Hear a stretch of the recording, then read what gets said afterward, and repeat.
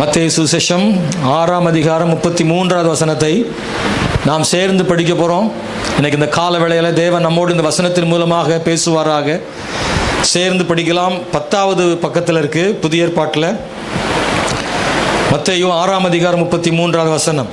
முதலாவது தேவனுடைய ராஜ்யத்தையும் அவருடைய நீதியையும் தேடுங்கள், அப்பொழுது இவைகளெல்லாம் உங்களுக்கு கூட கொடுக்கப்படும்.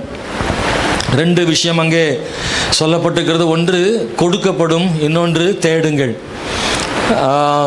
தேட வேண்டியது என்ன, கொடுக்கப்பட வேண்டியது என்ன? ஆண்டவர் சொல்கிறாரு, நீங்கள் தேட வேண்டியதை தேடாமல் கிடைக்கக்கூடியதையே தேடிக்கொண்டிருக்கிறீர்கள் என்று ஆண்டவர் சொல்கிறார். ஒன்று நீங்கள் தேடணும், ஒன்று தேடினாதான் அது கிடைக்கும், இன்னொன்று தேடாமலே கிடைக்கும். ரெண்டு விஷயத்தை ஆண்டவர் சொல்கிறார். நான் சொல்கிறது உங்களுக்கு புரியும் நினைக்கிறேன். ஒன்று தேடினால்தான் கிடைக்கும், இன்னொன்று தேடாமலே கிடைக்கும். எது தேடாமல் கிடைக்கும் என்றால் தேவ ராஜ்யத்தையும் அவருடைய நீதியும் தேடினால்தான் கிடைக்கும். தேடுங்கள் அப்பொழுது கண்டடைவீர்கள். தேட வேண்டிய ஒன்று, தேடினால் மட்டுமே கிடைக்கக்கூடிய ஒன்று தேவனுடைய ராஜ்யத்தையும் அவருடைய நீதியையும் நீங்கள் தேட வேண்டும். இன்னொன்று தேடாமல் கிடைக்கிறது. அது என்னவென்றால், ஆகாயத்து பட்சிகளை கவனித்து பாருங்கள், அவைகள் விதைக்கிறதும் இல்லை, அறுக்கிறதும் இல்லை. 26 சொல்லியிருக்கிறாரு. களஞ்சியங்களில் சேர்த்து வைக்கிறதும் இல்லை, அவைகளை உங்கள் பரமபிதா பிழைப்பூட்டுகிறார். அவைகளை பார்க்கல் நீங்கள் விசேஷித்து அல்லவா? கவலைப்படுகிறதுனாலே உங்கள் எவன் தன் சரீர அளவோடு ஒரு முழத்தை கூட்டுவான்? உடைக்காகவும் நீங்கள் கவலைப்படுகிறது என்ன? காட்டு புஷ்பங்கள் எப்படி வளர்கிறது என்று கவனித்து பாருங்கள். நீங்கள் உண்ணுவதற்காகவும் உடுப்பதற்காகவும் 31 வசனம் சொல்லுகிறது, ஆகையால் எண்ணத்தை உண்போம், எண்ணத்தை குடிப்போம், எண்ணத்தை உடுப்போம் என்று கவலைப்படாதிருங்கள். நீங்கள் தேடாமல் கிடைக்குவது என்னன்னா, உண்பதையும் உடுப்பதையும் குடிப்பதையும் நீங்கள் தேட வேண்டியதில்லை, அது கொடுக்கப்படும். அந்த வசனம் நீங்கள் கூர்ந்து கவனிச்சா தெரியும். தேடுங்கள், கொடுக்கப்படும். தேட வேண்டியதை தேடினால்தான் கிடைக்கும். அது தேடணும். தேட வேண்டியதை தேடினால் கிடைக்கும், தேடாமலே கிடைக்கும் ஒன்று இருக்கிறது. அது கர்த்தரே தருவார், அதை தேட வேண்டியதில்லை, அது அவரே தருவார். கொடுக்கப்படும், கூடுதலாக கொடுக்கப்படும். நாம் என்ன செய்கிறோம்? தேட வேண்டியதை தேடாமல் தேட வேண்டாததை தேடுகிறோம். தேட வேண்டியதில்லை, கொடுக்கப்படும், ஆனால் அதற்கு தான் அதிக கவனம் செலுத்துகிறோம். தேட வேண்டியது ஒன்று இருக்கிறது, அதை தேடுவதில்லை. அதனால தான் ஆண்டவர் சொல்றாரு, நீ தேட வேண்டியதை தேடினால் உனக்கு வேண்டியதை அவரே கொடுப்பார், கூடுதலாக கொடுப்பார். ஸ்தோத்திரம். இன்னைக்கு இந்த காலவேளையில் தேவனுடைய பிள்ளைகளை நாம் நம்முடைய வாழ்விலே தேட வேண்டியதை தேடுகிறோமா? இன்னைக்கு இந்த செய்தி என்னதுன்னா, எது மிகவும் முக்கியமானது? அதான் இன்னைக்கு செய்தியின் தலைப்பு. சொல்லுங்க, எது மிகவும் முக்கியமானது? இதை நாம் பகுத்து கொண்டால் அது நம்முடைய பெரிதான ஆசீர்வாதம். ஆண்டவர் 2 காரியத்தை முக்கியப்படுத்துகிறார், அதில் ஒன்றை பிரதானப்படுத்துகிறார். ஆண்டவருடைய முக்கியத்துவத்தை நானும் அவரோடு கூட அவருடைய நிலையிலிருந்து நான் முக்கியப்படுத்த வேண்டும். அவர் எப்படி முக்கியப்படுத்துவதில் சிறந்திருக்கிறாரோ அவரை போலவே நானும் முக்கியப்படுத்துவதில் சிறந்திருக்க வேண்டும். மனிதர்களுடைய அடிப்படையில் முக்கியப்படுத்துதல் வேறு, வசனத்தின் படியும் தேவனுடைய முறைப்படியும் முக்கியப்படுத்துதல் என்பது வேறு. உலக மனிதர்களுடைய முக்கியப்படுத்துதல் வரிசை வேறு, ஆனால் பரலோகம் முக்கியப்படுத்துகிற வரிசை வேறு. நான் முக்கியப்படுத்துகிற விதம் வேறு, ஆனால் தேவன் முக்கியப்படுத்துகிற விதம் வேறு. நான் உலகத்தார் முக்கியப்படுத்துகிற விதமாக நான் முக்கியப்படுத்தாமல் தேவன் முக்கியப்படுத்துகிற விதத்திலே முக்கியப்படுத்துகிறேன். நிறைய விஷயம் நம்முடைய வாழ்க்கையில் உலக மக்களுக்கு அது புரிவதில்லை. வேத வசனத்தை உலக மக்களால் விளங்கிக் கொள்ள முடியவில்லை. உலக மக்களுடைய வசன பார்வை வேறு, நம்முடைய வசன பார்வை வேறு. உலகத்தார் நிறைய பேர் சொல்லுவாங்க, நாம் செய்கிற சில விஷயங்களை பார்த்து, இப்படியெல்லாம் செய்யணுமா, இப்படியெல்லாம் இருக்கணுமா, இப்படியெல்லாம் கொடுக்கணுமா, இப்படியெல்லாம் செபிக்கணுமா, இப்படி செய்யாட்டா என்ன அப்படின்னு உலக மக்கள் நம்மை பார்த்து கேட்பார்கள். ஆனால் வசனத்தின் அடிப்படையில் பார்த்தால், விசுவாச அடிப்படையில் பார்த்தால், இல்லை அப்படித்தான் செய்ய வேண்டும், அப்படித்தான் கொடுக்க வேண்டும், அப்படித்தான் ஜெபிக்க வேண்டும் என்று வேதவசனம் கற்றுக் கொடுக்கிறது. அதனால தான் உலக மக்களுக்கு ஆவிக்குரிய ரகசியம் புரியவில்லை. ஆவிக்குரியவன் ஆவிக்குரிய காரியங்களை நிதானிக்கிறான், மாம்சத்துக்குரியவனோ ஆவிக்குரியவர்களை நிதானிக்க மாட்டான் என்று வசனமே சொல்லுகிறது. உலக மக்கள் ஒருபோதும் வசனத்தை அவர்களால் புரிந்து கொள்ள முடிகிறது இல்லை. ஆவிக்குரியவைகளை அவர்களால் கண்டுபிடிக்க முடியவில்லை. அதனால தான் உலகம் நம்மை பார்த்து இகழ்கிறது, நம்மை குற்றவாளியாய் பார்க்கிறது, நாம் செய்வதை தவறாக பார்க்கிறது. நம்முடைய ஆவிக்குரிய கடமைகளை எல்லாம் பார்க்கும்போது அவர்களுக்கு அது இகழ்ச்சியாக தெரிகிறது, அது அற்பமாக தெரிகிறது. ஆனால் வேத வசனத்தின்படி பார்த்தால், கர்த்தருடைய பார்வையில் பார்த்தால் அதெல்லாம் ரொம்ப ரொம்ப முக்கியமானது. அதை விசுவாசிகள் புரிந்து கொண்டிருக்கிறோமா? விசுவாசிகளில் ஒரு பகுதியினர் வசன அடிப்படையில் பார்க்கிறார்கள், இன்னொரு பகுதியினர் உலக மக்களுடைய கண் பார்வை அடிப்படையில் பார்க்கிறார்கள். என்றைக்கு ஒரு விசுவாசி உலக மக்கள் பார்ப்பது போல பார்க்கிறார்களோ அப்பொழுது வசனமும் ஆவிக்குரிய வாழ்க்கையும் அவர்களுக்கு முக்கியத்துவமாய் தெரியாது. ஆனால் வசனத்தின்படியும் பரிசுத்த ஆவியானுடைய உதவியோடும் ஆவிக்குரிய காரியங்களை பார்த்தால், ஆவிக்குரிய விஷயங்கள், நம்முடைய அன்றாட கடமைகள், ஜெபங்கள் எல்லாம் முக்கியமானதாகவே தெரியும். எது மிகவும் முக்கியமானது? அன்பானவர்களே, பரிசுத்த ஆவியால் எழுதப்பட்ட வேத வசனத்தை பரிசுத்த ஆவியின் உதவி இல்லாமல் மாம்சத்தில் படித்தால் பரிசுத்த ஆவியின் வசனம் புரியாது. ஆவியானவர் எழுதின வசனத்தை ஆவியானவர் துணையோடு படித்தால் வசனம் நமக்கு விளங்கும், வசனம் சரியாக புரியும். இல்லை சொல்லுவாங்க இல்ல, யானையை யானை கால்களில் 4 குருடர்கள் யானையின் கால்களை தொட்டு பார்த்துட்டு ஒவ்வொருத்தரும் ஒவ்வொரு மாதிரி சொன்னாங்களாம். இது ஒரு கோயிலினுடைய நிலைக்கால் அப்படின்னு ஒருத்தர் சொன்னாராம், இன்னொருத்தர் ஒரு தூணுன்னு சொன்னாராம், இன்னொருத்தர் இன்னொன்று சொன்னாருன்னு சொல்லுவாங்க. ஏன்னா அவங்களுக்கு தெரியல, அவங்க தொட்டு பார்த்துட்டு தடவி பார்த்து ஒரே விஷயத்தை தான் அவங்க வெவ்வேறு விதங்களில் சொல்கிறாங்கல்ல. அது மாதிரி தான் இந்த வசனத்தை ஒருவர் வேறு மாதிரி இன்னொரு வேறு மாதிரி சொல்ல காரணம், சிலர் வசனத்தை பரிசுத்த ஆவியின் பார்வையில் பார்க்கிறார்கள், இன்னும் சிலர் வசனத்தை மாம்ச பிரகாரமாகவே பார்க்கிறார்கள். அநேக வீடுகளில் ரட்சிக்கப்படாத கணவர்மார் சொல்லுவாங்க, நீ எதுக்கு இது செய்கிற, இப்படிலாம் செய்துதான் ஆகணுமா, ஞாயிற்றில் மட்டும் போனால் போதாத எல்லா நாளும் சர்ச்சுக்கு போகணுமா, இப்படியெல்லாம் கொடுக்கணுமா, தசமம் கொடுக்கறது உலக மக்களுக்கு அதெல்லாம் ரொம்ப பெருசாக தெரியும், இப்படிலாம் மாதம் மாதம் கொடுக்கணுமா, அப்படி சொல்லியிருக்காங்களா, அதெல்லாம் அவங்களுக்கு ரொம்ப கஷ்டமாக இருக்கும். இல்லை அவங்களுக்கு அதை விலகி கொள்ள முடியாது. கைப்பிரதி கொடுத்து ஊழியத்தில் ஒரு மனுஷன் தெருவில் நின்று சத்தமிட்டு பிரசங்கம் பண்ணுகிறார், தெருவில் ஓடி ஓடி போய் கொடுக்கிறார், ஒரு பாட்டியெல்லாம் கைப்பிரதி எடுத்து பஸ் ஸ்டாண்டில் கொடுத்துட்டே இருக்குது, பார்க்குறாங்க இப்படிலாம் ஒரு இடத்துல கிடக்க வேண்டியதானே அப்படின்னு சொல்கிறாங்க. ஒரு தேவனுடைய பிள்ளை தேவனுக்காக செய்யக்கூடிய கொடுத்தலாக இருக்கலாம், ஊழியமாக இருக்கலாம், சபைக்கு போகிறதா இருக்கலாம், ஜெபிக்கிறதா இருக்கலாம், இது எல்லாம் பார்க்கும்போது ரட்சிக்கப்படாத ஒரு மனிதன், கணவனோ பெற்றோரோ அவங்க எப்படி சொல்கிறாங்கன்னா, இப்படி தான் செய்யணுமா, இது செய்யலைன்னா என்ன என்று கேட்கிறார்கள். ஆனால் ரட்சிக்கப்பட்ட தேவ பிள்ளைகளுக்கு தெரிகிறது, இப்படித்தான் செய்ய வேண்டும் என்று வேதம் சொல்லுகிறது, இதுதான் மகிமையானது, இப்படி செய்தால் தான் எதற்குரிய பலனை பரலோகத்தில் கொடுக்க முடியும், இம்மைக்கான எல்லா வேலைகளுக்கான பலனும் பூமியோடு நிறைவு பெறுகிறது, இதற்கான ஆவிக்குரிய காரியங்களுக்கான பிரயாசத்தின் பலன் தான் நித்தியத்தில் கர்த்தர் கொடுக்கிறார் என்று தேவ பிள்ளைகளுக்கு தெரிகிறது. ஒரு அல்லேலூயா சொல்லக்கூடாதா? எது மிகவும் முக்கியம்? இயேசு கிறிஸ்து சொல்றாரு, பரலோக ராஜ்யத்தையும் அவருடைய நீதியும் தேடுவது முக்கியம். இந்த உலகத்தில் உனக்கு வேண்டியதெல்லாம் இருக்கிறதே அதுவும் முக்கியம். அதனால தேவ ராஜ்யத்தையும் அவருடைய நீதியும் தேடுங்கள் அப்படின்னு சொன்னதுனால மற்றதெல்லாம் முக்கியம் இல்லை என்றும் ஆண்டவர் சொல்லலை. நாம் அந்த வசனத்தை தவறாக புரிந்து கொள்ளக்கூடாது. அப்படியானால் எப்போதும் தேவனையும் தேவனுடைய ராஜ்யத்தையும் அவருடைய நீதியும் மட்டும் தேடிக்கொண்டிருந்தால் போதுமா? வேலை செய்ய வேண்டாமா, படிக்க வேண்டாமா, குடும்பத்தை கவனிக்க வேண்டாமா, அதெல்லாம் முக்கியம் இல்லையா அப்படின்னா இல்லை, ஆண்டவர் அதை மட்டம் தட்டவில்லை. நம்முடைய அன்றாட கடமைகள், வேலைகள், இவைகளெல்லாம் ஆண்டவர் குறைத்து மதிப்பிடவில்லை. அவைகள் ஒரு தேவனுடைய பிள்ளைகளுக்கும் தேவை, உலக மக்களுக்கும் தேவை, எல்லாருக்கும் அது முக்கியம் போலவே தேவ பிள்ளைகளுக்கும் உலக பிரகாரமான வேலைகளும் படிப்பும் அன்றாட கடமைகளும் முக்கியமானது. ஆனால் ஆண்டவர் என்ன சொல்றாருன்னா, 2 விஷயங்களை சொல்றார். நீ ஒன்றை முக்கியப்படுத்தினா இன்னொன்று உனக்கு கஷ்டமா இருக்காது, அது எளிதாக முடியும் சொல்றார். நீ ஆண்டவருடைய காரியத்தை ரொம்ப முக்கியப்படுத்தினா உலக பிரகாரமான உன்னுடைய உணவும் புசிப்பும் குடிப்பும் இவைகள் எல்லாம் உனக்கு கஷ்டமாக நீ பெற்றுக்கொள்ள வேண்டியதில்லை, எளிதாக உனக்கு கிடைக்கும் சொல்றார். உதாரணமாக ஒரு பழத்தை, ஆப்பிள் பழம் எடுத்துக்கலாம். ஒரு கத்தி இருக்குது, 5 பேர் கையில் 5 ஆப்பிள் பழம் கொடுக்குறாங்க, 5 விதமான கத்தி கொடுக்குறாங்க. ஒவ்வொருத்தரும் பழத்தை வெட்டணும். ஒருத்தர் ஒரே வெட்டில் 2ஆக வெட்டிட்டாரு, இன்னொருத்தர் வெட்டிக்கிட்டே இருக்கார், பாதி 2வது வெட்டுறாரு, இன்னொருத்தர் 3வது வெட்டுறாரு, இன்னொருத்தர் 4வது வெட்டுறாரு, 5வது வெட்டுறவர் கத்தியே உள்ளே போக மாட்டேங்குது.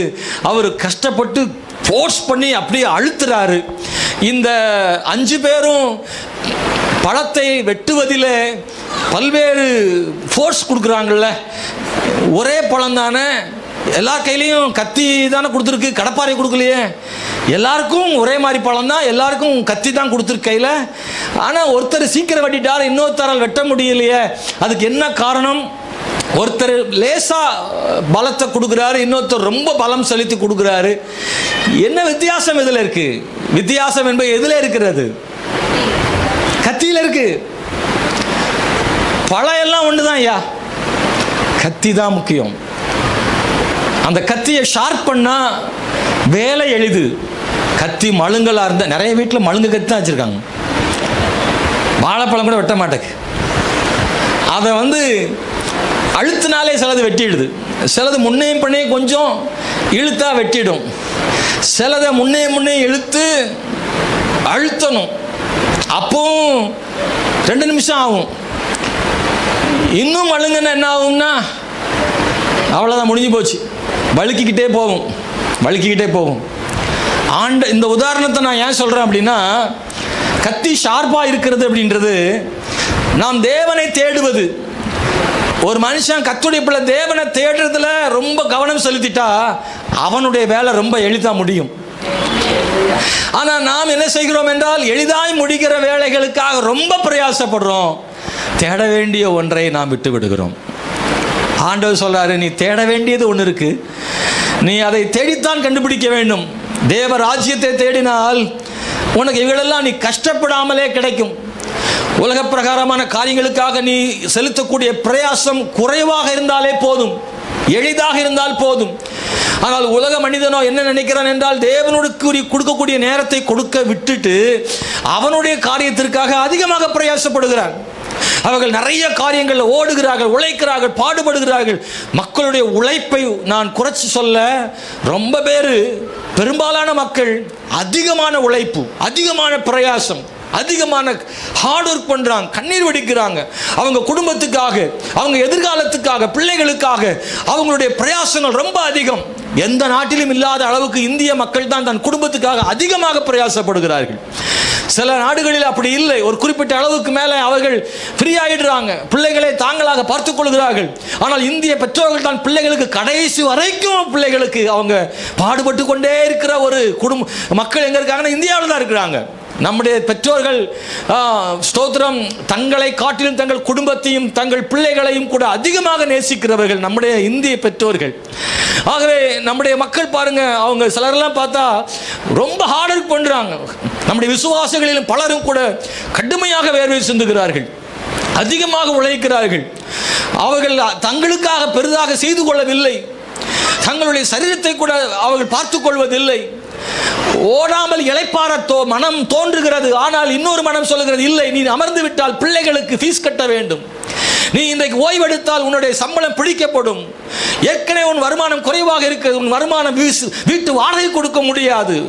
இளைப்பாற மனம், உடம்பு களைப்பிலே இளைப்பாற தூண்டுகிறது, இளைப்பாறுவதற்கு இடம் கொடுக்கவில்லை. இன்னும் ஓடிக்கொண்டே இருக்கிறார்கள், பிரயாசப்படுகிறார்கள். ஆனால் விசுவாசிகளே, ஒரு ரகசியத்தை நீங்கள் மறந்து விடாதிருங்கள். நீங்கள் ஓடுகிற ஓட்டம் பிரயாசத்தினுடைய அளவு குறையணும் அப்படின்னா, இளைப்பாறுதல் வேணும்னா, ஆமென் ஸ்தோத்திரம், கொஞ்சம் பிரயாசப்பட்டா போதும் அப்படின்னு நினைச்சீங்கன்னா, நீங்க தேவனை தேடுவதற்கு அதிக நேரம் செலவு பண்ணீங்கன்னா உங்களுக்கு இந்த பக்கம் ரொம்ப எளிதாக இருக்கும். எத்தனை பேர் நம்புறீங்க? நீங்க உண்ணாம தின்னாமலாம் இருக்க வேண்டியதில்லை, நீங்க ரொம்ப ஹார்ட் ஒர்க் பண்ண வேண்டியதில்லை. கத்தியை ஷார்ப் பண்ணிடுங்க, வேலை சீக்கிரம் முடிஞ்சிடும். உங்க கத்தி ஷார்ப்பா இல்லாதனால தான் நீங்க போட்டு இப்படி இழுத்துட்டே இருக்கிறீங்க. ஆனாலும் அந்த பழம் ஷார்ப்பா வெட்டாம சிதைஞ்சு போய் கிடக்கு. உங்களுடைய பிரயாசத்தின் பலன் நல்லாவும் இல்லை. ஆண்டவரை தேடி நீங்கள் கொஞ்சம் பிரயாசம், அது உங்களுக்கு அந்த கிடைக்கக்கூடிய பலன் இருக்குல்ல, ரொம்ப பெர்ஃபெக்டான பலனா கிடைக்கும். ஆனா கர்த்தரை தேடாமல் நீங்கள் எடுக்கிற முயற்சிகள் இருக்குல்ல, அது பலன் கிடைச்சால் அந்த பலன் நிறைவானதாகவும் இல்லை, அது போதுமானதாகவும் இல்லை, அது சந்தோஷமானதாகவும் இல்லை, அது மனநிறைவாகவும் இல்லை. இந்த ரகசியத்தை ஒரு விசுவாசி புரிந்து கொண்டால் நீங்கள் தேட வேண்டியதை தேடுவீர்கள், கிடைக்க வேண்டியதை கர்த்தர் உங்களுக்கு தருவார். இதுல ரகசியம் இருக்கு. நீங்க வேணா இந்த வர ஜூலை மாசத்துல செய்து பாருங்கள். நீங்க தேட வேண்டியதை தேடிவிட்டு பிரயாசப்படுங்கள். உங்கள் பிரயாசம் எளிதானதாக இருக்கும், பலனும் பெரியதாக இருக்கும், அந்த பலன் பெர்ஃபெக்டாகவும் இருக்கும். ஸ்தோத்திரம்.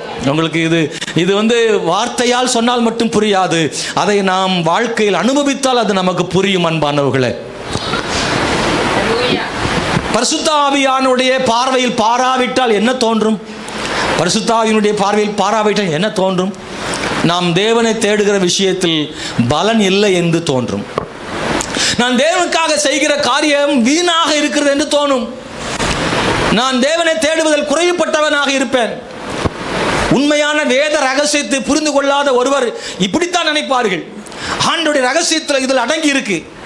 இது ரொம்ப முக்கியமான வசனங்க. இது முதலாவது தேவனுடைய ராஜ்யத்தையும் அவருடைய நீதியும் தேடுங்க, அப்பொழுது இவைகளெல்லாம் உங்களுக்கு கூட கொடுக்கப்படும் என்ற வசனம் ஒரு பெரிய ஃபார்முலா.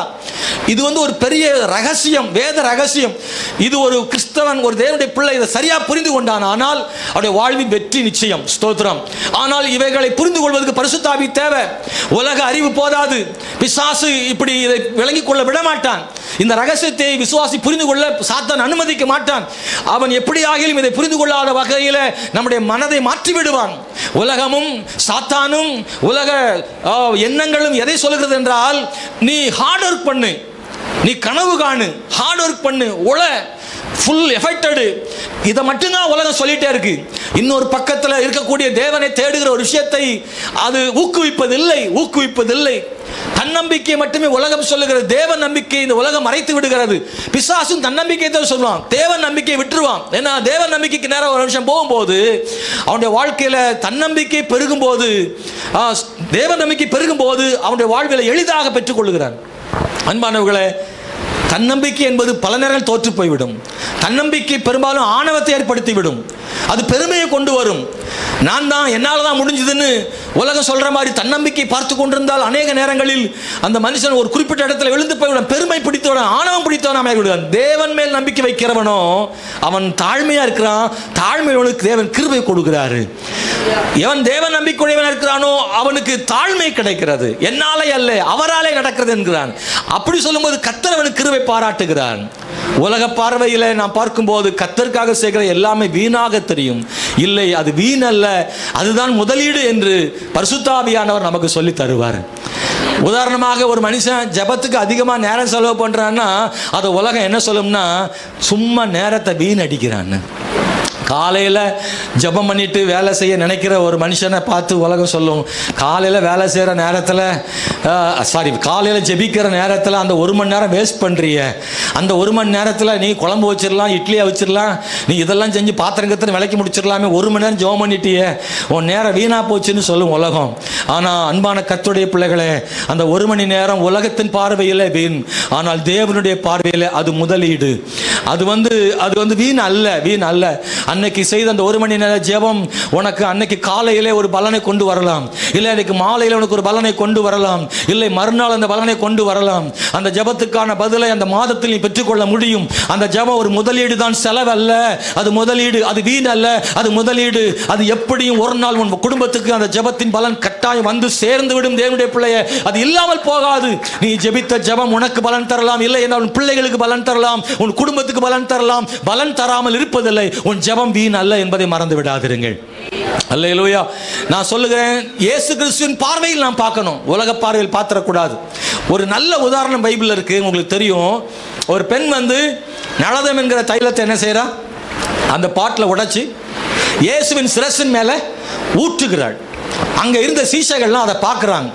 அது ரொம்ப விலையேறப்பட்ட தைலம், அது காஸ்ட்லின்றதுனால அதில் ஒரு சீசன் சொல்லுகிறான், இந்த பணத்தை இந்த தைலத்தை 300 பணத்துக்கு விற்று ஏழைகளுக்கு கொடுக்கலான்றான். ஏன் இந்த வீண் செலவுன்னு சொல்றான். இயேசு கிறிஸ்து அதை பார்த்து, அவளை தொந்தரவு செய்யாதிருங்கள், அவள் நற்கிரியை செய்திருக்கிறார் என்று ஆண்டவர் அந்த பெண்ணுக்கு சப்போர்ட் பண்றார். நல்லா புரிஞ்சுக்கோங்க, இவள் செய்த செயல் ஒன்று தான், பார்வை இரண்டு. செய்த செயல் ஒன்று, பார்வை இரண்டு. இவள் செய்ததை இயேசுவின் கண்களும் பார்க்கிறது, அந்த சீசருடைய கண்களும் பார்க்கிறது. ரெண்டு பேரும் ஒரே காட்சியை பார்க்குறாங்க. சீசர் சொல்றாரு இது வீண் செலவுன்றார். இயேசு கிறிஸ்து அதே காட்சியை பார்த்து சொல்றாரு இது நற்கிரியைன்னு சொல்றார். ஒரே கிரியை, ஒரே செயல் வீண் செலவாகவும் நற்கிரியையாகவும் எப்படி இருக்க முடியும்? ஏனென்றால் இயேசு கிறிஸ்துடைய பார்வை தற்காலிகமானதல்ல, எதிர்காலத்துக்குமான பார்வையாக பார்க்கிறார். அவனோ தற்காலிக பார்வையாக பார்க்கிறான். சீசன் பார்த்த பார்வை இந்த கிரியை, இந்த தைலம் ஊற்றியது செலவு என்று பார்க்கிறான். இயேசு கிறிஸ்து செலவாக பார்க்கவில்லை, முதலீடாக பார்க்கிறார். இது இயேசு கிறிஸ்துவினுடைய தீர்க்க தரிசனம். இயேசு கிறிஸ்துவினுடைய பாடு மரணங்களை தீர்க்க தரிசனமாக சொல்லியிருக்குல்ல, அதை நினைவுகூரும் பொருட்டு தீர்க்க தரிசனத்தை நிறைவேற்றும்படி அவள் செய்கிறாள். இது தேவ திட்டத்தில் அவள் இணைந்து கொள்கிறாள். தேவ திட்டத்தில் அல்லாமல் செய்வதாக அவன் பார்க்கிறான். இந்த பெண் செய்வது தீர்க்க தரிசனத்தின்படி, தேவ திட்டத்தின்படி செய்கிறாள் என்பதை இயேசு பார்க்கிறார். அதனால தான் சொல்றேன், உலகம் பார்ப்பது போல பார்த்தால் நமக்கு செலவு என்று தோன்றும், ஆனால் தேவ பார்வையில் பார்த்தா அது முதலீடாக தெரியும். நீங்கள் செய்கிற ஜெபமும் ஆராதனையும் வாசிக்கிற தேவனுடைய வசனமும் ஆண்டவருக்காக செலவு பண்ண நேரமும் செலவல்ல, அது முதலீடு. கை தூக்கி ஆமென் சொல்ல. அல்லேலூயா. நல்லா புரிஞ்சுக்கோங்க, எப்போ நீங்க ஆண்டவருடைய காரியத்தை செலவு, அது தேவையற்ற நேரம் என்று நினைக்கிறீங்களோ அப்பொழுது உலக காரியத்திற்காக, உங்கள் காரியத்திற்காக அதிகமாக நீங்க பாடுபடணும், பிரயாசப்படணும். ஆனா தேவனுடைய காரியத்திற்கு கொடுக்கக்கூடிய நேரத்தை நீங்க கொடுத்துட்டீங்கன்னா உங்க குடும்ப விஷயத்துக்காக நீங்க ரொம்ப கஷ்டப்பட வேண்டியதில்லை. உங்களோடு தேவன் நிற்பார், உங்க கையை வலுப்படுத்துவார், உங்க கிரியைகளை தேவன் செயல்படுவார், உங்களுக்காக வாசல்களை திறந்து வைப்பார். நீங்கள் சீக்கிரமாக கதவு உங்களுக்காக திறக்கப்படும். உங்கள் வேலைகளை கர்த்தர் எளிமைப்படுத்துவார். உங்களுடைய பலகட்ட நிலைகளில் தேவன் வேகமாக முன்னேற செய்வார். தேவன் உங்க கைப்பிடித்து நடத்துவார். உங்கள் கஷ்டமான வேலையில் தோள்களில் சுமப்பார். உங்கள் வேலைகளை செய்து முடிப்பதில் கர்த்தர் உதவி செய்வார். அவருக்கு நேரம் கொடுத்தால் அவர் நம்முடைய நேரத்திலும் நமக்கு வந்து உதவி செய்வார். இதாங்க ரகசியம், இதான் ரகசியம். நமக்கு முன்னாடி கதவு பூட்டப்பட்டிருக்கு, ஆனால் நாம செய்ய வேண்டிய வேலை என்ன? கதவை திறப்பதற்கு சாவி ஒரு பக்கம் இருக்கிற, சாவி வைத்து திறக்க முடியும். அப்படி சாவி இல்லாவிட்டால் என்னென்ன செய்வோம்? நீங்க என்ன செய்வீங்க? சாவி இல்லைன்னா என்ன செய்வீங்க? என்ன எப்படி உடைப்பீங்க? சுத்தியல். சுத்தியலும் கைக்கு அமையல என்ன செய்வீங்க? ஒரு கல்லு. நீங்க அதைத்தான் செஞ்சுக்கிட்டு இருக்கீங்க, நீங்க அதைத்தான் செஞ்சுட்டு இருக்கிறீங்க. எல்லாத்தையும் சொல்லல, பெரும்பாலான மனிதர் என்ன செய்யறாங்கன்னா கதவை திறக்க சுத்தியலும் கல்லையும் தான் பயன்படுத்திட்டு இருக்கு. ஆனா சாவி இருக்கு, சாவி இருக்கு, அதான் கர்த்தரை தேடுறது. கர்த்தரை தேடுகிற ஒரு மனிதன் சாவியினால எளிதாக திறக்கிறான் தன் வாழ்வின் கதவுகளை. ஆனால் கர்த்தரை தேடாதவனோ சாவி இழந்தவனாக சுத்தியலை கொண்டு அடித்து கொண்டே இருக்கிறான். அவைகள் அதை அப்படி திறக்க முடியும் கதவை. சுத்தியல் வச்சும் கதவை திறக்கலாம், கல்லை வச்சும் கதவை திறக்கலாம், சாவி வச்சும் திறக்கலாம். ஆனா கர்த்தரை தேடுவது மூலமாய் கிடைக்கும் சாவியால் உன் வாழ்க்கையின் கதவை திறந்தால் நீ எளிதாக போக முடியும்.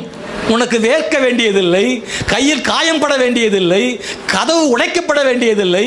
நீ மறுபடியும் கதவை பயன்படுத்திக் கொள்ள வாய்ப்பு இருக்கிறது. ஆனால் நீ கர்த்தரை தேடுவது விட்டுவிட்டால் உனக்கு கையில் சாவி இல்லை. எனவே நீ கையில் சுத்தியல் எடுக்கிறாய், அதை உடைக்க நீ கஷ்டப்பட வேண்டும். நேரமும் வீணாகிறது, உன்னுடைய உடம்பு பலனும் வீணாகிறது, கதவும் வீணாகிறது. எது வீண் தெரியுமா? கர்த்தரை தேடாமல் செய்கிற வேலைகள் தான் வீணே ஒழிய கர்த்தரை தேடுவது வீண் அல்ல. நீ மறந்துடக்கூடாது. பலரும் நினைக்கிறாங்க கர்த்தரை தேடுவதுதான் வீண் நினைக்கிறாங்க. ஒரு மணி நேரம் ஜெபம் பண்றது வீண் நினைக்கிறாங்க, கர்த்தருக்கு கொடுப்பது வீண் நினைக்கிறாங்க. தேவனுடைய காரியத்தில், ஆராதனை காரியங்கள்ல அது வீண் நினைக்காதிருங்கள். அதை வீண் நினைத்தால் உன் வாழ்வில நீ உன்னுடைய அன்றாட வாழ்வின் காரியங்கள் வீணாகத்தான் போய்விடுகிறது. எனவே தேவனுடைய பிள்ளைகளை, கர்த்தருக்கான காரியங்கள்ல ஒரு மனுஷன் முதலும் கொடுக்க தேவனுடைய காரியம் நமக்கு எளிதாக மாறிவிடுகிறது, எளிதாக மாறிவிடுகிறது. நீங்க எது மிகவும் முக்கியம் என்பதை கவனியுங்கள். கதவு திறக்க வேண்டும் என்பது முக்கியம்தான். ஆனால் அதை விட முக்கியம் அதை எப்படி திறக்க போகிறோம் என்பதும் அதை விட ரொம்ப ரொம்ப முக்கியமானது. உங்கள் வாழ்க்கையில் சில கதவுகள் பூட்டப்பட்ட நிலைமையில் இருக்குதா தேவனுடைய பிள்ளைகளை, நீங்கள் அதை அவசரப்பட்டு உடைப்பதற்கு முயற்சிக்காதிருங்கள். உடைக்காமலே திறப்பதற்குரிய ரகசியம் ஆண்டவர்கிட்ட இருக்கு, வசனத்தில் இருக்கு, கர்த்தரை தேடுவதில் இருக்கு. நீங்கள் அதுக்கு கொஞ்சம் கவனம் செலுத்துங்க. ஆனால் பிசாசு ஒரு நாள் சாவியை வாங்குறதுக்கு விடவே மாட்டான். அவன் எப்படினாலும் கதவை உடைக்க தான் வைக்கிறதுக்கு உங்களை பிளான் பண்ணுவான். நீங்கள் 100 கிலோமீட்டர் கூட ஓடுவீங்க, ஆனால் அரை மணி நேரம் உட்கார்றதுக்கு உங்களுக்கு அது கஷ்டமாக இருக்கும். ஒரு மனுஷன் 100 கிலோமீட்டர் ஓடுறது கூட ரெடியாக இருப்பான், ஆனால் அரை மணி நேரம் அவருடைய பாதத்தில் உட்கார மாட்டான். மதுரையே சுற்றி வந்துடுவான், ஆனால் அரை மணி நேரம் கர்த்தர் சமூகத்தில் உட்கார்றது கஷ்டம். ஏங்க, மதுரையே வண்டியில் சுற்றுறது ஈஸியா, அரை மணி நேரம் தேவ சமூகத்தில் உட்கார்ந்து ஜெபிப்பது ஈஸியா? இங்கே 2 குரூப் இருக்குது. இங்கே 2 குரூப் இருக்குங்க. சிலருக்கு தான் கை தூக்குங்களேன், எது உட்காந்து ஜெபிப்பது ஈஸின்னு சும்மா வேணா பொய் சொல்லுவீங்க. வேண்டாம், கேட்டால் எல்லாம் தான் கை தூக்குவீங்க. வேண்டாம், என்ன கேட்டால் எல்லாம் கை தூக்குவீங்க. அது இல்லை, உங்கள் மனசாட்சிக்குள்ளே நீங்கள் கேளுங்களேன். ஆனால் இங்கே 2 குரூப் இருக்குன்றது உண்மை. சிலருக்கு அரை மணி நேரம் உட்காரதை விட கையில் வண்டியை கூட சுற்றி சுற்றி மதுரையில் சிவகங்கை வரைக்கும் போயிட்டு வருவாங்க, சாத்தூர் வரைக்கும் போயிட்டு வருவாங்க. ஊர் பூரம் சுற்ற சொன்னால் அவங்களுக்கு அதில் ஜாலி, சந்தோஷம். புறன் சுத்த அப்படி வேடிக்கை பார்க்க போக, காற்றுல போக வர ஊரெல்லாம் சுற்றுவேனே ஒழிய அரை மணி நேரம் உட்கார மாட்டேயா. 4 மணி நேரம் நான் வண்டியில் சுற்றுவேன், ஆனால் 1/4 மணி நேரம் நான் தேவ சமூகத்தில் உட்கார மாட்டேன். இது எது உங்களுக்கு எளிதாக தெரிகிறது, அதை வச்சு தான் உங்கள் வாழ்க்கையின் கதவு திறக்கிறது. வாழ்வின் கதவு திறக்கிறது தெரியுமா? அதுதான். ஒரு நாள் சாத்தான் தேவ சமூகத்தில் அரை மணி நேரம் உட்காரக்கூடிய இன்ட்ரெஸ்ட்டை தரமாட்டான். 4 மணி நேரம் பைக்கில் சுற்றுற இன்ட்ரெஸ்ட்டை தருவான். அல்லது ஆட்டோவில் சகோதரிமார்களாக இருந்தால் வெளியில் எங்கேனாலும் போக சுற்றிடுவான். அல்லது 2-3 மணி நேரம் உட்காந்து பக்கத்தில் இருக்க அக்கா கிட்ட அந்த தெருவில் 4 பெண்களோடு சேர்ந்து 4 மணி நேரம் 3 மணி நேரம் உட்காந்து கதை பேசுறதுக்கு உங்களுக்கு சலிப்பு தட்டாது. அது ஈஸியாக இருக்கும், அதுதான் உங்களுக்கு ஈஸியாக இருக்கும் சிலருக்கு. ஆனால் அரை மணி நேரம் தனிமையில் தேவ சமூகத்தில் ஜெபிப்பது ரொம்ப கஷ்டமாக இருக்கும். அப்போ எது உங்களுக்கு ஈஸி, எது கஷ்டன்றதை பொறுத்து தான் உங்களுக்கான கதவு திறக்குது. சாவியால் திறப்பது சிலருக்கு ஈஸி, சிலருக்கு சுத்தியலால் அடிப்பது தான் சிலருக்கு ஈஸி, சுலபம். அதை பொறுத்து நீங்கள் உங்களை தீர்மானித்துக் கொள்ளுங்கள். இயேசு கிறிஸ்து எளிமையாக வாழ்வதற்கான ஒரு வழியை ஆண்டவர் சொல்லி கொடுத்திருக்கிறார். அது என்னவென்றால், முதலாவது தேவனுடைய ராஜ்யத்தையும் அவருடைய நீதியும் தேடுங்கள், அப்பொழுது இவைகளெல்லாம் உங்களுக்கு கூட கொடுக்கப்படும். வேதத்திலும் கூட தேவனை தேடி கர்த்தரை சார்ந்து கொண்டு தன்னுடைய காரியத்தை எளிதாக்கினவர்கள் இருக்கிறார்கள். தேவனை தேடாமல், தேவனுடைய காரியத்திற்கு கவனம் செலுத்தாமல், முக்கியப்படுத்தாமல், தன் காரியத்திற்கு முக்கியம் செலுத்தி எதையாகிலும் ஒன்று பண்ணி முன்னேற வேண்டும் என்று சொல்லி அவர்களாகவே வழிகளை தெரிந்து கொண்டு, அவர்களாகவே ஆட்களை தெரிந்து கொண்டு, அவர்களாகவே திட்டங்களை தெரிந்து கொண்டு, தேவனுடைய சத்தத்தை கேளாமல் இவர்களாகவே சில காரியங்களை பண்ணி உருண்டு பிறண்டு எழும்பி முன்னேற வேண்டும் என்று நினைத்த பலரும் கூட தோற்று போனவர்களை பைபிளில் வாசிக்கிறோம். நம்முடைய வாழ்க்கையில் எப்போதும் நானாக உருண்டு பிறண்டு வருவதல்ல, அல்லது நானாக பிரயாசப்பட்டு வருவதல்ல.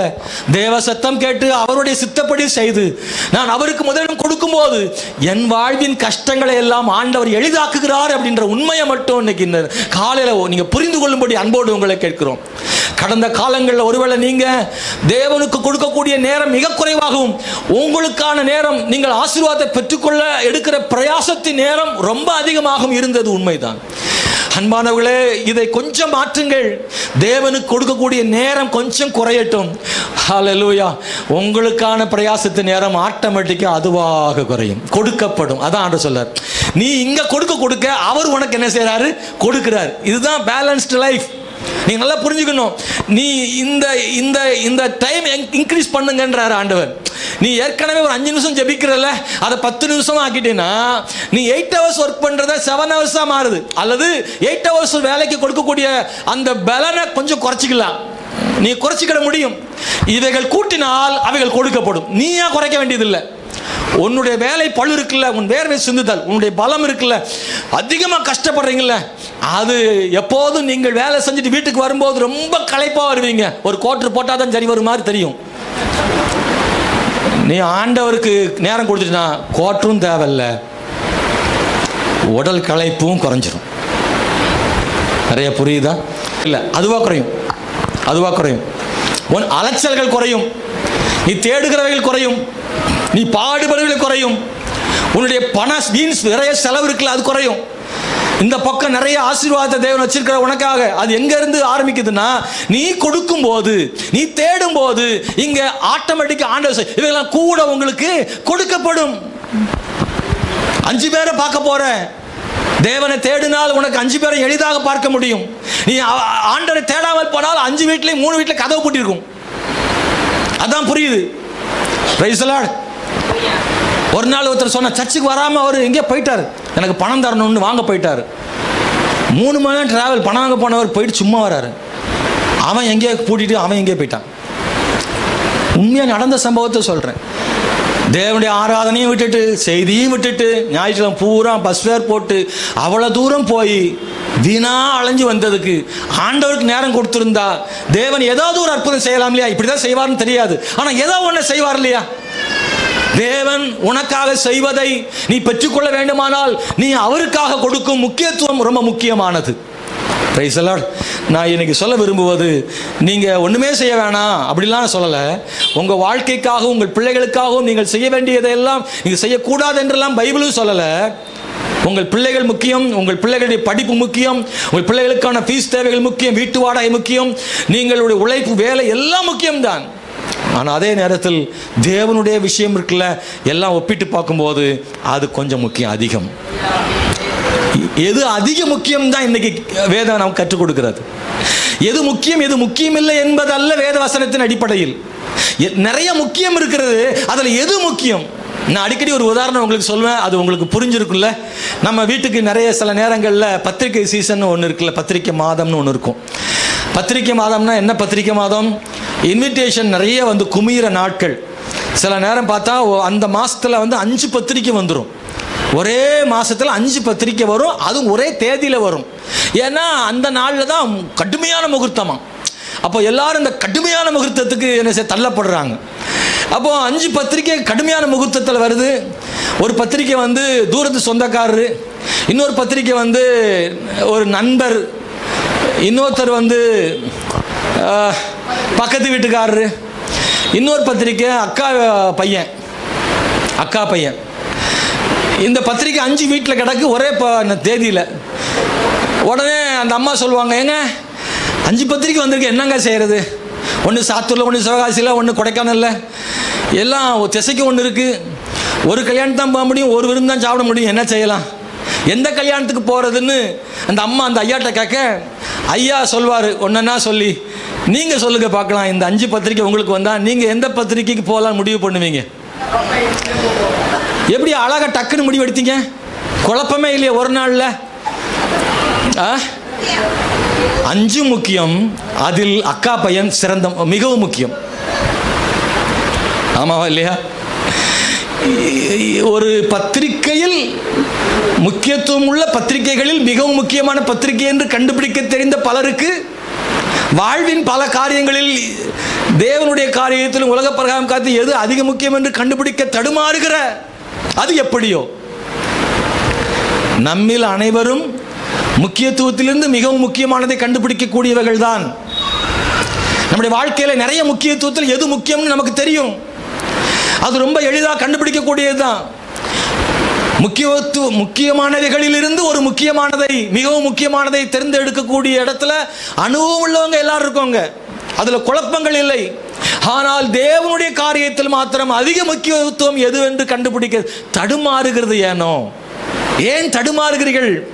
தேவனுடைய காரியம் அதிக முக்கியம் என்று ஏன் கண்டுபிடிக்கவில்லை? அல்லது பிசாசு ஒருவேளை அதிக முக்கியம் எதுவென்று உங்களுக்கு தெரிந்து கொள்ளாமல் தடுத்து விட்டானோ? அந்த ரகசியத்தை நீங்கள் தயவு செய்து கண்டுபிடியுங்கள்.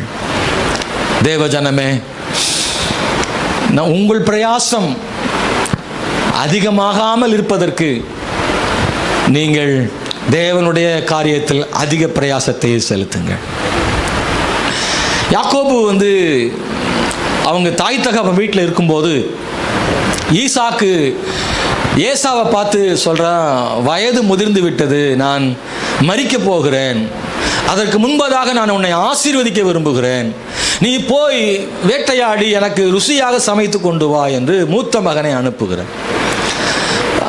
ஈசாக்கும் ஏசாவும் பேசுகிறதை ரெபேக்காள் கேட்டுக்கொண்டிருந்து இளையகுமாரன் யாக்கோபை பார்த்து சொல்கிறாள், உன்னுடைய தகப்பனார் உன் அண்ணனை ஆசீர்வதிக்க விரும்புகிறார், ஆனால் அது நடக்கக்கூடாது, நீதான் என் செல்ல பிள்ளை, நீதான் ஆசீர்வதிக்கப்பட வேண்டும் என்று தாய் தன் மகனுக்கு ஆலோசனை கொடுக்கிறாள். அவனை அழைத்து வீட்டிலேயே நல்லா சமைத்து கொண்டு கொடுக்கப்படுகிறது. யாக்கோபு கொஞ்சம் தயங்கினாலும் ரெபேக்காள் உற்சாகம் மூட்டி, எதுக்கு?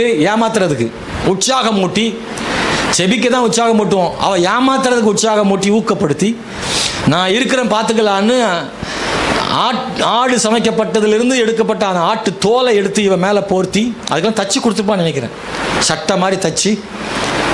ஏன்னா ஏசாவுக்கு உடம்பெல்லாம் ரோமங்கள் அதிகம், அப்பா தடவை கண்டுபிடிச்சிடுவாருன்னு சொல்கிறான், நான் ஆசீர்வாதத்துக்கு பதில் அப்பா என்னை சபிச்சிடுவாருன்னு சொல்கிறான் யாக்கோபு. அதெல்லாம் ஒன்றும் பயப்படாது. சிலர்லாம் அப்படிலாம் ஆள் இருக்குது, எப்பேக்க மாதிரி ஆள் நிறையா இருக்குது, திருடுறதுக்கெல்லாம் ஊக்கம் இருக்கிற ஆள்லாம் இருக்குது. பார்த்துக்கலாம் ஐயா, அதெல்லாம் பார்த்து ஜாமீன் எடுத்துக்கலாம், அதெல்லாம் வந்ததை பார்த்துக்கலாம். எதுக்கு? திருடுறதுக்கு. திருடுறதுக்கும் தப்பான காரியம் செய்கிறதுக்கும் ஊக்கம் கொடுக்குற ஆள் நிறையா இருக்குது. பாஸ்டர் நான் சொல்லிக்கிறேன், விடு, நம்ம பாஸ்டர் தானே, நீ போயிட்டு வா நான் சொல்லிக்கிறேன். ஞாயிற்றுக்கிழமை சர்ச்சைக்கு வராமல் லீவு போடுற ஆளுக்கு ஊக்கம் கொடுக்குற ஆள் இருக்குது, ஊழியத்துக்கு வராத ஆளுக்கு ஊக்கம் கொடுக்க ஆள் இருக்குது. கொடுக்காமல் கொடுக்காதா, என்ன கொடுக்குறவன் நல்லா இருக்கான், கொடு போ, தசமாக எது கொடுத்துக்கிட்டு நிறுத்து போதும், ஏன் அவ்வளோ குடிக்கா இவ்வளோ கொடுக்காத. தப்பான காரியத்தை ஊக்கப்படுத்துறதுக்கு ஆள் இருக்கு, ரெபேக்காள்கள் நிறையா இருக்காங்க. இந்த ரெபேக்கா சொல்கிறா, வேண்டாம் நான் பார்த்துக்கிறேன், நீ போ, உன்மேல் வரும் சாபம் என்ன துணிச்சல்ல. தேவனுடைய காரியத்தில் அதான் இயேசு கிறிஸ்து அடிக்கும்போது சொன்னாங்கல்ல, அவர் ரத்தப்பள்ளி எங்கள் மேலேயும் எங்கள் பிள்ளைகள் மேலும் சுமரட்டுமா. என்ன துணிச்சல் பாருங்க, பயங்க, அந்த பயமே இல்லை. தேவனுடைய காரியத்தில் ஒரு நாள் நம்ம துணிகரமாக இருக்கவே கூடாது, கர்த்தருக்கு பயப்படணும். ரெபேக்கா சொல்கிறேன், நான் பார்த்துக்கிறேன். யாக்கோபு போய் அப்பாட்ட சொல்கிறான், நான் தான் ஏசா வந்திருக்கேன். அவர் தடையை பார்க்குறாரு, ஏசா மாதிரி முடி இருக்கு இல்லை, கைகளோ ஏசாவின் கைகள், சத்தமோ யாக்கோபின் சத்தம். அப்பாவுக்கு என்ன தெரியாதா சத்தம்? கண்ணு தெரியாட்டா கூட காது சரியாக கேட்குது இல்லை. ஏசா குரலும் யாக்கோபு குரலும் ஒரே மாதிரி இருக்கு. சில விசுவாசி வீடுகள்லேருந்து எனக்கு ஃபோன் வரும், சில நேரத்தில் நான் பண்ணுவேன், சில நேரம் பண்ணும். வீட்டில் 2 பிள்ளைகள் இருப்பாங்க, நான் ஃபோன் பண்ணால் 2 பிள்ளைகள் யாரும் எனக்கே என்ன செய்யாது தெரியாது. உதாரணமாக ரீட்டாவும் செலினும் பேசுனா ஒரே மாதிரி இருக்கும், ரீட்டாவை செலினான்னு தெரியாது. ஆனால் சிஸ்டருக்கும் பிரதருக்கும் அவங்க பேச்சு யார் பேசுன்னு கணிச்சுவாங்க. நிறைய வீடுகள் அப்படி தான் இருக்குது, குரல் ஒரே மாதிரி இருக்கும். ஆமாம் இல்லையா? நீங்கள் இப்போ பார்த்துருக்கீங்களா? அக்கா தங்கச்சி அண்ணன் தம்பி பேச்சு பார்த்தீங்கன்னா ஒரு இடத்துல பெரும்பாலும் ஒரே மாதிரியே இருக்கும். சிலன்னா அப்பா பிள்ளையே ஒரே மாதிரி இருக்கும், மகனும் அப்பாவும் சத்தம் ஒரே மாதிரி தெரியும். சத்தம் என்னதான் ஒரே மாதிரி இருந்தாலும் அடுத்த ஆளுக்கு தான் ஒரே மாதிரி இருக்கும். வீட்டுக்குள்ளே உள்ளவங்களுக்கு அந்த சத்தம் கரையாக தெரியும். ஈசாக்குக்கு தெரியும், ஆனாலும் ஈசாக்கு யாக்கோபை ஆசீர்வதிக்கிறான், சந்தேகம் வந்தும் ஆசீர்வதிக்கிறான். யாக்கோபு போன பிறகு ஏசா கதறுகிறான். பாருங்க, எளிதாக பெற வேண்டிய ஆசீர்வாதத்தை ரொம்ப கடினமாக புடுங்கி எடுக்கிறான், பறித்து கொள்ளுகிறான், ஏமாற்றி பெறுகிறான். எளிதாக பெற வேண்டிய ஆசீர்வாதம், எளிதாக பெற வேண்டிய ஆசீர்வாதத்தை ஃபோர்ஸ் பண்ணி பிடுங்கி வாங்கும்போது அது ஆசீர்வாதமாக இல்லை. அப்பா ஆசீர்வாதம் வாங்கிட்டான், பயந்து ஓடி மீதியான் தேசத்தில் மாமனார் வீட்லையும் அங்கேயும் ஆசீர்வாதம் கிடைச்சிருச்சு. சில கொப்புகளை வெட்டி அங்கே போட்டு நீரூற்றண்டையில் போட்டு என்னெல்லாம தந்திரம் பண்ணி எடுத்து எல்லாத்துலேயும் ஆடு மாடு சொத்து சுகம் பெருகிருச்சு. இப்போ 2வது ஆசீர்வாதமும் கிடைச்சாச்சு. புறப்பட்டு தகப்பன் வீட்டுக்கு வருகிறான். ஒரு செய்தி வருகிறது, உங்கள் அண்ணன் 400 பேரோட உன்னை சந்திக்க வருகிறான்னு. உடனே யாக்கோபு பயந்துட்டான். புடுங்கி வாங்கின ஆசீர்வாதம், தந்திரமாக வாங்கின ஆசீர்வாதம். இந்த ஆசீர்வாதத்தெல்லாம் வச்சுக்கிட்டு நீ ஆசீர்வாதமாக இருந்துருவியா? யாக்கோபுக்குள்ள இப்போ தான் பயம் வருது. ஆஹா, வாங்கின ஆசீர்வாதம்லாம் ஒரே நாளில் போயிடும் போலே தெரியுது, என்ன செய்யன்னு தெரியல. இப்போ தான் சொல்கிறான், ஈசாக்கு என் தகப்பனுடைய ஆசீர்வாதம் ஒரு புறம் இருக்க, மாமனாருடைய ஆசீர்வாதத்தின் ஒரு பகுதி என்னோடு இருக்க, இதெல்லாம் இல்லாமல் போகிற நிலை வரும்போது தேவனே நீரே என்னை ஆசீர்வதியும், உண்மை போக விடேன்னு இப்போ எங்கே வந்து நிற்கான்? நல்லா பார்த்துக்கோங்க, தேவனுடைய ஆசீர்வாதத்தை நீங்கள் பெற்றுக்கொள்ளாத வரைக்கும் அப்பா ஆசீர்வாதமும் மாமனார் ஆசீர்வாதமும் வீண். எத்தனை பேருக்கு புரியுது? Praise the Lord. நான் சொல்கிறேன், யாக்கோபு ரொம்ப தெளிவாக தெரிஞ்சுக்கிட்டான். நான் ஆசீர்வாதம்னு சொல்கிறது பணம் காசை மட்டும் நான் சொல்லலை. ஆசீர்வாதத்துக்குள்ளே எல்லாம் அடங்கியிருக்கு, எல்லாமே அடங்கியிருக்கு. அது நிலைவரப்பட வேண்டுமானால், ஆசீர்வாதம் நிலைத்திருக்க வேண்டுமானால் நம்முடைய வாழ்க்கையில் தேவனுடைய ஆசீர்வாதம் ரொம்ப அவசியம் தேவை. ஆண்டவர் சொல்றார், உன் பேர் என்ன? யாக்கோபு. நீ எத்தனை இருக்கிறாய்? இனி நீ யாக்கோபு அல்ல, இஸ்ரவேல். நீ இஸ்ரவேல். உன்னை ஆசீர்வதிக்கிறேன்னு சொல்லி கர்த்தர் அவனை ஆசீர்வதிக்கிறார். அதுக்கப்புறம் தான் அவனுடைய ஆசீர்வாதம் தப்புகிறது. சகோதரனை சந்திக்கிறான். தேவனுடைய ஆசீர்வாத, தேவனை தேடுவதின் பலன் கிடைக்கும். தகப்பனுடைய ஆசீர்வாதம் வல்கட்டாயமாய் பெற்றுக்கொண்ட தகப்பனுடைய ஆசீர்வாதம் அவனுக்கு என்ன கிடைத்தது என்றால் ஊரை விட்டே ஓடும் நிலை ஏற்பட்டது. தந்திரமாக மாமனிடத்திலிருந்து பெற்றுக்கொண்ட ஆடுகள் ஆசீர்வாதம், அதனால் என்ன கிடைத்தது என்றால் பயமும் திகிலும் கிடைத்தது. ஊரை விட்டு ஓடி வருகிறான். அந்த இடத்திலும் கர்த்தர் அவனை காப்பாற்றாவிட்டால், தேவனை தேடாவிட்டால் அவனுக்கு பெரிய ஆபத்து. ஆண்டவரை நோக்கி தேடுகிறான். மாமனார் சொல்றான், கர்த்தர் மட்டும் இல்லாட்டா நான் உன்னை என்ன செஞ்சிருப்பேன், அவர் கண்டிக்காட்டா உன்னை போட்டு தள்ளியிருப்பேன்றான் மாமனார். சூழ்நிலையை பாருங்க, வலுக்கட்டாயாக பெற்றது, ஏமாற்றி பெற்ற ஆசீர்வாதங்களால் அவனுக்கு இடைஞ்சல் தான் கிடைச்சது, நன்மை கிடைக்கல. ஆனால் தேவனை சார்ந்து கொண்டு தேவ சமூகத்தில் காத்து ஜெபம் பண்ணி கர்த்தர் ஒண்ணுமே கொடுக்கல, ஆனால் அது அவனுக்கு ஆசீர்வாதமாக இருந்தது. இல்லை பாருங்க, அப்பாட்ட இருந்து என்னெல்லாமோ சொன்னார், நிறைய சொன்னார் ஆசீர்வாதத்தை. மாமாட்ட இருந்து ஆடு மாடு கிடைச்சிது, ஆனால் கர்த்தர் அவனுக்கு நிறையலாம் ஒன்றும் சொல்லலை. ஆனால் அவன் பெற்றுக்கொண்ட ஆசீர்வாதம் எல்லாம் பாதுகாக்கப்பட்டது. அவன் கர்த்தரை தேடாவிட்டால், கர்த்தர் அவனை ஆசீர்வதிக்காவிட்டால், அவனுடைய சகோதரன் ஏசா எல்லாவற்றையும் பறித்து கொண்டிருப்பான்.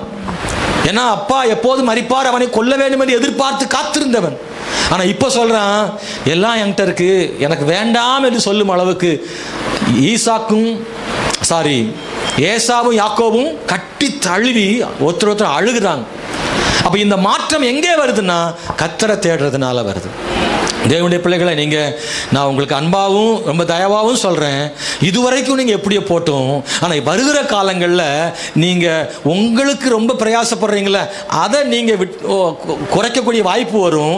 எப்போன்னா நீங்கள் கொஞ்சம் இதை மட்டும் இன்க்ரீஸ் பண்ணுங்கள். முதலாவது நீங்கள் தயவுசெய்து ஆண்டவருடைய காரியத்தில் நீங்கள் இதுவரைக்கும் செய்கிறீங்கள, அதை கொஞ்சம் இன்க்ரீஸ் பண்ணிவிடுங்களேன். அது எதுவாக கூட இருக்கட்டும். ஒரு கூட்டத்துக்கு வரவங்க இன்னொரு கூட்டத்துக்கு வாங்க, சபைக்கு கொஞ்சம் 10 நிமிஷம் ஜபிக்கிறவங்க அதை 20 நிமிஷம் மாற்றுங்க. அதிகாலை ஜபத்தை கொஞ்சம் கூட்டுங்க. வேத வாசிக்கிறத கொஞ்சம் அதிகமாக்குங்க. ஜப வாழ்க்கை கூடட்டும். வாழ்க்கையில் ஒரு பகுதி ஜபமாக இல்லாமல் வாழ்க்கை ஜபமாக மாறட்டும். நடக்கும்போது, வரும்போதும், பயணப்படும் போது, வேலை செய்யும் போதும் நீங்கள் வேற எதையும் போட்டு சிந்திக்காம தோத்திரம் பண்ணி ஜெபம் பண்ணிக்கிட்டே இருங்க. ஆவியில் நிரம்பி ஜெபம் பண்ணிக்கிட்டே இருங்க. ஜெபத்தை அதிகமாக்குங்க. நீங்கள் தேவனுடைய காரியத்தை கூட்டும் போது உங்களுடைய காரியத்தின் பிரயாசத்துக்கு ரொம்ப கஷ்டப்பட வேண்டாம். தேவனே உங்களுக்கு அவர் கொடுக்கிற தேவனா இருக்கிறார். கொடுக்கப்படும்னே சொல்லியிருக்கு, கொடுக்கப்படும். Praise the Lord. யாக்கோபுக்கு கொடுக்கப்பட்டது. யாக்கோபுக்கு தேவனிடத்திலிருந்து கொடுக்கப்பட்டது, ஆசீர்வாதம் கொடுக்கப்பட்டது. அவனுக்குரியது காப்பாற்றப்பட்டது. அவன் எதிர்காலத்திலும் ஆசீர்வதிக்கப்பட்டான். அவன் பேரில் ஒரு சந்ததி எழும்பிற்று. இஸ்ரவேல் என்கிற ஒரு ஜனமே அவன் பேரில் வந்தது. தேவன் அவனை ஆசீர்வதித்தார். எனக்கு நீங்கள் உங்களை ஆராய்ந்து பாருங்கள். கண்களை மூடி ஜெபம் பண்ண போறோம்.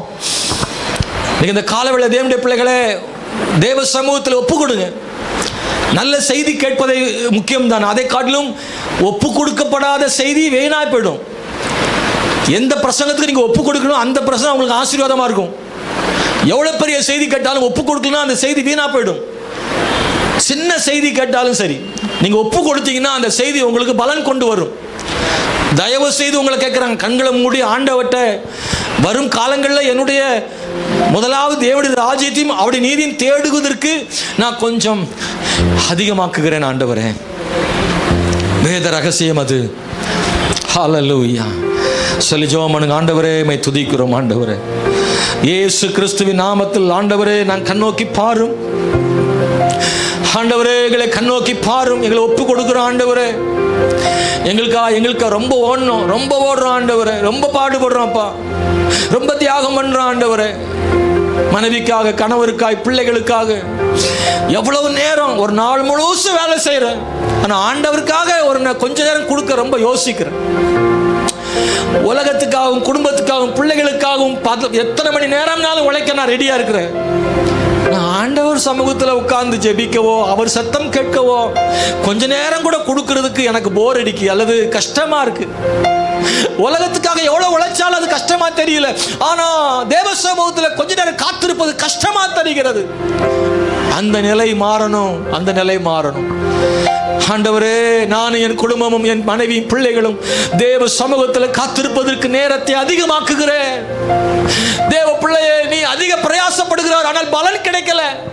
ஓடுகிறாய், உழைக்கிறாய், சாப்பிட கூட நேரம் இல்லை.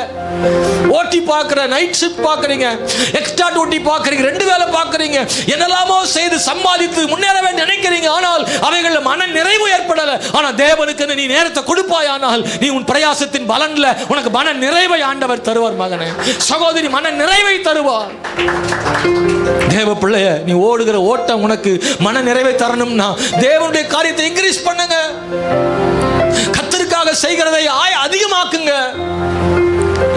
வீட்டில் இருந்து வேலை செய்கிற சகோதரிமார்களை நாள் முழுசும் உழைக்கிறீங்க பாருங்க. கொஞ்ச நேரம் தூங்க கூட முடியாம அந்த தூங்குற நேரத்தில் கூட கொஞ்சம் வேலையை பார்த்துடலான்னு உட்காராம உயராம வேலை செஞ்சுக்கிட்டே இருக்கிற சகோதரியே, நீங்க அந்த வேலை உங்களுக்கு பழு குறையணும்னா கொஞ்ச நேரம் அவர் சமூகத்தில் அமர்ந்து அப்பா முகத்தை நோக்கி பார்த்து, என் தேவனே எனக்கு நீர் உதவி செய்யும் என்று கண்ணீர் வடிப்பாயா மகளே.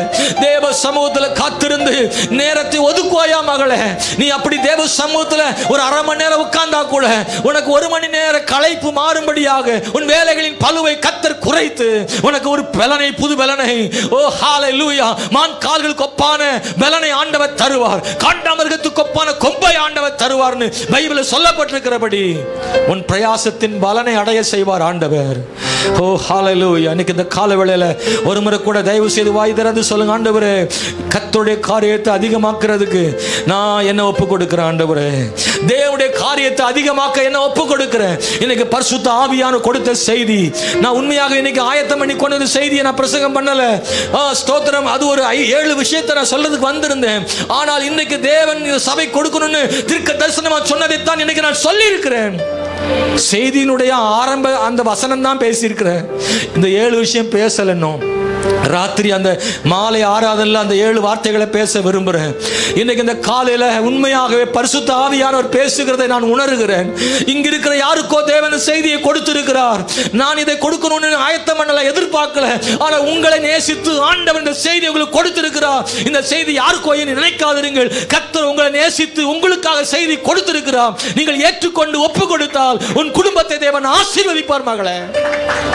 உங்களை நேசித்து கர்த்தர் எனக்கு சொல்லியிருக்கிறார். ஹல்லேலூயா, ஹல்லேலூயா. கர்த்தர் மிகவும் நல்லவர். பரிசுத்த ஆவியானவருக்கு இடம் கொடுங்க. பரிசுத்த ஆவியின் தீர்க்க தரிசன வார்த்தைக்கு நீங்க செவி சாயுங்க. ஓ, இன்னைக்கு இந்த கால வேளையில என்ன அர்ப்பணம் செய்கிறேன், தேவனுக்கு என்று பிரகாசிக்க, ஆண்டவருடைய காரியத்தை அதிகமாக்க விரும்புகிறேன். உழைக்க ஊக்கமளிக்கும் உலகம் ஜெபிக்க ஊக்கம் அளிக்காது. நீங்களா தான் பிளான் பண்ணணும். நீங்களே பிளான் பண்ணி நீங்க பிரயாசப்பட்டால் ஒழிய நீங்க தேவனுடைய காரியத்துக்கு முக்கியத்துவம் கொடுக்க மாட்டீங்க. தேவ பிள்ளைய, நீங்க நிறைய விஷயத்தை முக்கியம் நினைக்கிறீங்கல்ல, அது முக்கியம்தான். ஆனால் அதிக முக்கியம் தேவனுடைய ராஜ்யம், அவருடைய நீதியும், ஜெபமும் சபையும் ஆராதனையும் பரிசுத்த வாழ்வும் மிகவும் முக்கியம். விசுவாசம் மிக முக்கியம். பரிசுத்தம் மிக முக்கியம். அதிக முக்கியம் என்ன? ஆண்டவருக்காக செய்கிற காரியம். பரலோகத்தின் பிதாவே, இந்த கால வேளையில் நாங்கள் எல்லாரும் சேர்ந்து ஒப்பு கொடுக்கிறோம். என்னையும் தாழ்த்துகிறேன் ஆண்டவரே. தேவனுக்காக அதிக நேரம் செலுத்தி ஊழியத்தின் பழுவை குறைக்க தேவன் கிருபை தார் ஆண்டவரே. எங்கள் எல்லாரும் ஆண்டவரே, நாங்கள் எல்லாரும் உம்முடைய சமூகத்தில் அதிக நேரம் செலவு செய்ய கிருபை தார். தேவனுடைய காரியத்துக்கு அதிக முக்கியத்துவம் கொடுக்க கிருபை செய்யும். கர்த்தாவே, உம்மை துதிக்கிறோம் ஆண்டவர். சபை ஆராதனைகளை முக்கியப்படுத்த உதவி செய்யும். ஊழியங்களை முக்கியப்படுத்த உதவி செய்யும். ஜெபத்தை முக்கியப்படுத்த உதவி செய்யும். கர்த்தருக்கென்று கொடுப்பதை முக்கியப்படுத்த உதவி செய்யும். ஆண்டவரே, கர்த்தருக்காக சேவை செய்கிறதை முக்கியப்படுத்த உதவி செய்யும். ஹல்லேலூயா, ஹல்லேலூயா. ஒவ்வொரு நாளும் காலையில் முதல் மணி நேரம் தேவனுக்காய் கொடுக்கப்படட்டும். ஆண்டவரே, ஸ்தோத்திரம். நீர்தான் எங்களுக்கு முக்கியம் அப்பா. நீர்தான் எங்களுக்கு முக்கியம் ஆண்டவரே. இந்த உலகத்தில் எங்களுக்கு இருக்கும் எல்லா நன்மைகளை காட்டிலும் நீர்தான் எங்களுக்கு முக்கியம். எங்களை கர்த்தருடைய வசனத்துக்கு ஒப்பு கொடுத்து ஜெபம் பண்றோம். ஆண்டவரே, மை ஸ்தோத்திரம். நீர் விரும்புகிற ஒரு மனிதனாய் மனுஷியாய் எங்களை மாற்றும். ஆண்டவரே, நன்றியோடு துதிக்கிறோம். கர்த்தாவே, எங்களை ஆயத்தப்படுத்தும். கர்த்தருக்கு பிரியமாகவும் கர்த்தருடைய வருகைக்காகவும் எங்களை ஆயத்தப்படுத்தும். ராஜ்யத்திற்காக ஆயத்தப்படுத்தும். வந்திருக்கிற யாவரையும் ஆசீர்வதியும். ஒருவேளை கண்ணீரோடும் தேவைகளோடு வந்திருந்தால் கர்த்தர் அவங்க மேல நம்முடைய கை வைத்து ஆசீர்வதியும் அப்பா. ஆண்டவர், எங்கே இருந்து வலுக்கட்டமாக பறித்துக் கொள்கிற ஆசீர்வாதம் அல்ல, நீர் உம்முடைய பிள்ளைகள் மேல் கை வைத்து கொடுக்கும் ஆசீர்வாதம் தேவை அப்பா, தேவை ஆண்டவரே. ஹல்லேலூயா. கர்த்தரால் அங்கீகரிக்கப்பட்ட ஒரு ஆசீர்வாதம் உடைய பிள்ளைகளுக்கு வரட்டும் ஆண்டவர். தேவனால் அங்கீகரிக்கப்பட்ட ஆசீர்வாதம் அவர்களுக்கு வரட்டும். நேர்மையான வழியில் ஆசீர்வாதம் வரட்டும். உம்முடைய பிள்ளைகள் பெறுகிற ஆசீர்வாதம் எல்லாம் கர்த்தராலே வரட்டும். உயர்வுகளையும் ஆரோக்கியத்தையும் சமாதானத்தையும் கட்டளையிடும். எங்கள் சபையின் மேல் கிருபையாயிரும். எங்கள் ஊழியத்தின் மேல் கிருபையாயிரும். இன்னைக்கு 2 ஆராதனைக்கும் வராதவைகள் உண்டு அப்பா. அவங்க உள்ளங்களிலே கர்த்தர் பேசும். ஞாயிறு ஆராதனை முக்கியப்படுத்தும்படி அவங்க உள்ளங்களிலே கிரியை செய்யும் அப்பா. ஒரு ஞாயிற்றுக்கிழமை கூட தவறாமல் ஆராதனைக்கு வரும்படி அவர்களோடு கர்த்தர் இடைபடும். மாலை ஆராதனையிலும் தேவ கிருபை இருக்கட்டும் ஆண்டவரே. மாலை ஆராதனைக்கு அநேக கர்த்தருடைய பிள்ளைகள் வரட்டும். வசனம் கேட்க வரட்டும். கர்த்தரை ஆராதிக்க வரட்டும். காலையில் வந்தவர்களும் மாலையில் வரட்டும் ஆண்டவரே. எங்கள் சபையில் ஒரு எழுப்புதலை தேவன் தரும்படி கெஞ்சுகிறோம். இயேசுவின் நாமத்தில் ஜெபிக்கிறோம் நல்ல பிதாவே, ஆமென்.